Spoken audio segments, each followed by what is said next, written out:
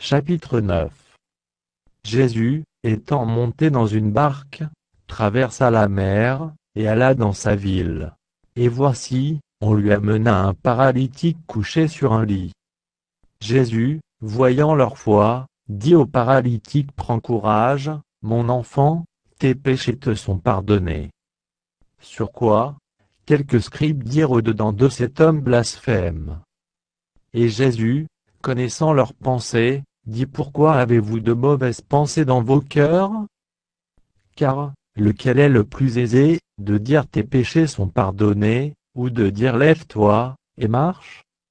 Or, afin que vous sachiez que le Fils de l'homme a sur la terre le pouvoir de pardonner les péchés, lève-toi, dit-il au paralytique, prends ton lit, et va dans ta maison.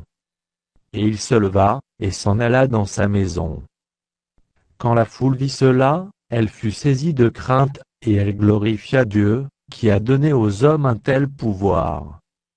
De là étant allé plus loin, Jésus vit un homme assis au lieu des péages, et qui s'appelait Matthieu. Il lui dit: Suis-moi. Cet homme se leva, et le suivit. Comme Jésus était à table dans la maison, voici, beaucoup de publicains et de gens de mauvaise vie vinrent se mettre à table avec lui et avec ses disciples. Les pharisiens virent cela, et ils dirent à ses disciples: Pourquoi votre maître mange-t-il avec les publicains et les gens de mauvaise vie? Ce que Jésus ayant entendu, il dit: Ce ne sont pas ceux qui se portent bien qui ont besoin de médecins, mais les malades. Allez, et apprenez ce que signifie: Je prends plaisir à la miséricorde, et non au sacrifice. Car je ne suis pas venu appeler des justes, mais des pécheurs. Alors les disciples de Jean vinrent auprès de Jésus, et dirent: Pourquoi nous et les pharisiens jeûnons-nous, tandis que tes disciples ne jeûnent point? Jésus leur répondit: Les amis de l'époux, peuvent-ils s'affliger pendant que l'époux est avec eux? Les jours viendront où l'époux leur sera enlevé, et alors ils jeûneront. Personne ne met une pièce de drap neuf à un vieil habit, car elle emporterait une partie de l'habit, et la déchirure serait pire. On ne met pas non plus du vin nouveau dans de vieilles outres, autrement, les outres se rompent, le vin se répand, et les outres sont perdues. Mais on met le vin nouveau dans des outres neuves, et le vin et les outres se conservent. Tandis qu'il leur adressait ces paroles, voici, un chef arriva, se prosterna devant lui, et dit: Ma fille est morte il y a un instant, mais viens, impose-lui les mains, et elle vivra. Jésus se leva, et le suivit avec ses disciples. Et voici, une femme atteinte d'une perte de sang depuis 12 ans s'approcha par derrière, et toucha le bord de son vêtement. Car elle disait en elle-même: Si je puis seulement toucher son vêtement, je serai guérie. Jésus se retourna, et dit, en la voyant: Prends courage, ma fille, ta foi t'a guérie. Et cette femme fut guérie alors même. Lorsque Jésus fut arrivé à la maison du chef, et qu'il vit les joueurs de flûte et la foule bruyante, il leur dit: Retirez-vous, car la jeune fille n'est pas morte, mais elle dort.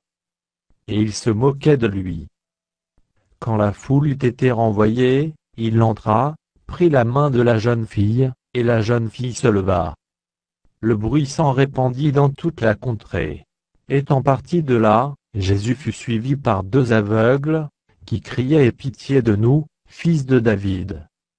Lorsqu'il fut arrivé à la maison, les aveugles s'approchèrent de lui, et Jésus leur dit: Croyez-vous que je puisse faire cela?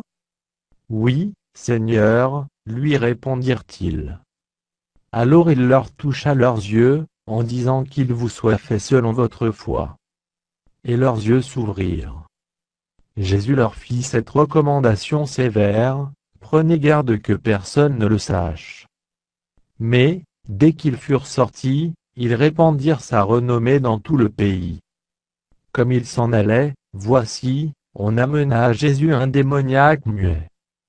Le démon ayant été chassé, le muet parla. Et la foule étonnée disait: Jamais pareille chose ne s'est vue en Israël. Mais les pharisiens dirent: C'est par le prince des démons qu'il chasse les démons.